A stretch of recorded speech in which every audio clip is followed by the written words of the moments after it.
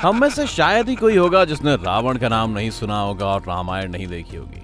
राम नाम के तो कई लोग अपनी दुनिया में मिल जाएंगे, लेकिन रावण नाम का व्यक्ति शायद एक ही हुआ, क्योंकि रावण का नाम सुनते ही हमारे दिमाग में एक बहुत ही भयानक, क्रूर और अहंकारी असुर की छवि आती है। लेकिन क्या आप जानते हैं कि रावण, जो कि अपने नकारात्मक गुणों के लिए दुनिया भर में जाना जाता है, एक सर्वशक्तिशाली और एक बहुत ही बुद्धिमान इंसान भी था।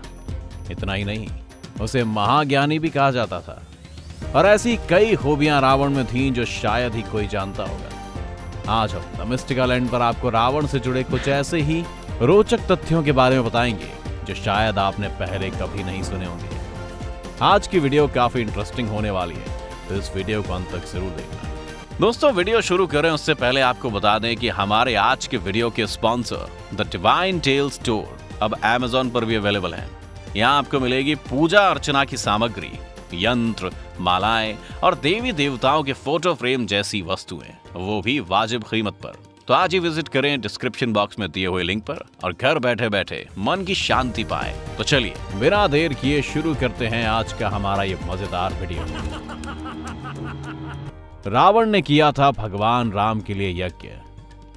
हम सब इस बात से तो वाकिफ हैं कि भगवान राम ने लंका जाने के लिए वानर सेना की मदद से पुल का निर्माण किया था। लेकिन क्या आप जानते हैं कि इस पुल के निर्माण में रावण का भी योगदान था?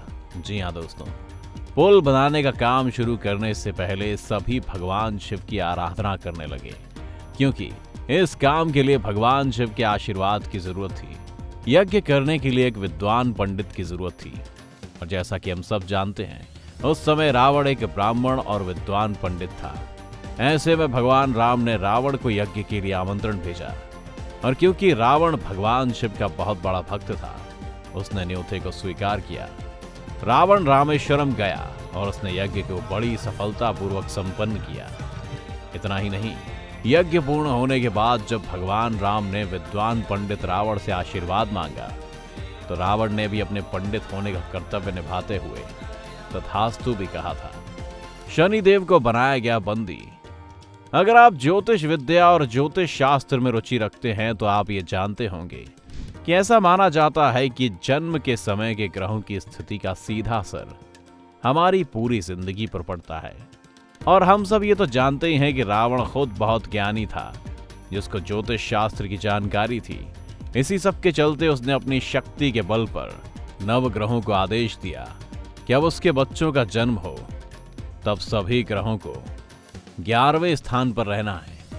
कहा जाता है कि सभी ने रावण की इस बात को बड़े शांति से मान लिया, लेकिन शनिदेव ने रावण की इस बात को नकार दिया और 12वें स्थान पर जाकर बैठ गया।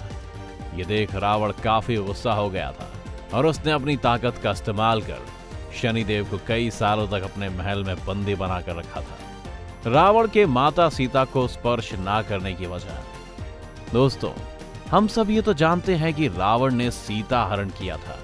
इनफैक्ट कई लोगों को आपने ये भी कहते हुए सुना होगा कि वो तो रावण की अच्छाई थी कि उसने सीता का हरण करने के बावजूद उसे उसकी मर्जी के बिना स्पर्श नहीं किया। लेकिन क्या आपने कभी सोचा है कि लंका के राजा रावण, जो कि सीता का हरण करने के बाद उसी वक्त उसे पत्नी बना सकता था, उसने किस वजह से ऐसा नहीं किया? इस सवाल का जवाब भी हमारे पुराणों में ही छुपा हुआ है। ऐसा कहा जाता है कि रावण महिलाओं के लिए काफी आसक्त होता था। अपनी इस कमजोरी के चलते जब उसने नलकुरा की पत्नी के साथ गलत करने की कोशिश की थी, तब नलकुरा की पत्नी ने उसे श्राप दिया था कि रावण अपने जीवन में किसी भी स्त्री को उसकी मर्जी और इजाजत के बिना छूने की कोशिश करेगा तो उसका विनाश हो जाएगा। बस यही कारण था कि रावण ने सीता का हरण करने के बाद भी उससे दूरी बनाए रखी। रावण के नाम के पीछे की कहानी। हम सबको ये तो पता ही है कि रावण शिव भगवान का बहुत बड़ा भक्त था, लेकिन क्या आप जानते हैं कि रावण नाम भगवान शिव ने ही उसे दिया था? अब ये नाम किस कारणवश दिया गया, इसके पीछे भी कई कहानियां प्रचलित हैं, लेकिन सबसे ज्यादा मान्यता वाली कहानी के मुताबिक रावण के जन्म के समय उसका नाम दशानन रखा गया था। जब रावण ने लंका पर राज करना शुरू किया, तब वो देवों के देव कहलाने वाले शिव से मिलने कैलाश पर्वत पर गया था।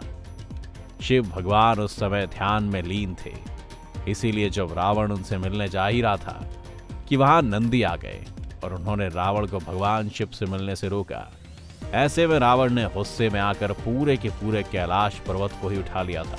अपना ध्यान भंग होने की वजह से भगवान शिव काफी क्रोधित हुए थे और उन्होंने अपना पैर कैलाश पर्वत पर टिका दिया।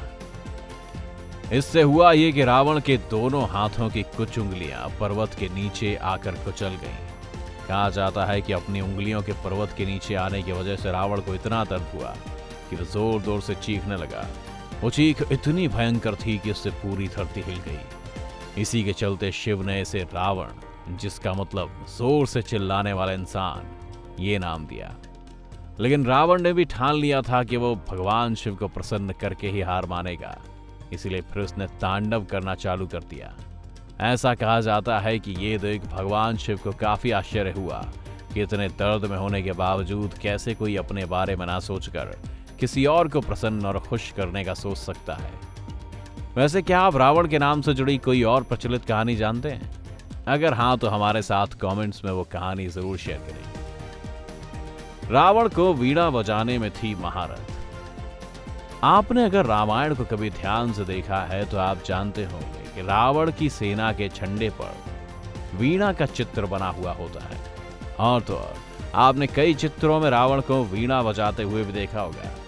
कई पौराणिक कथाओं में इस बात का जिक्र किया गया है कि रावण को संगीत का बहुत ज्यादा शौक था और वो बहुत अच्छी वीणा बजाता था।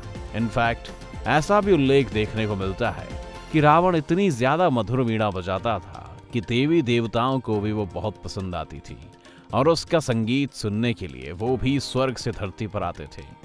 ऐसा माना जाता है कि रोज रावण भगवान शिव को प्रसन्न करने के लिए उनकी भक्ति में लीन होकर वीणा बजाता था और भगवान शिव की आराधना करता था। वैसे दोस्तों, क्या आपको भी कोई म्यूजिकल इंस्ट्रूमेंट बजाना आता है?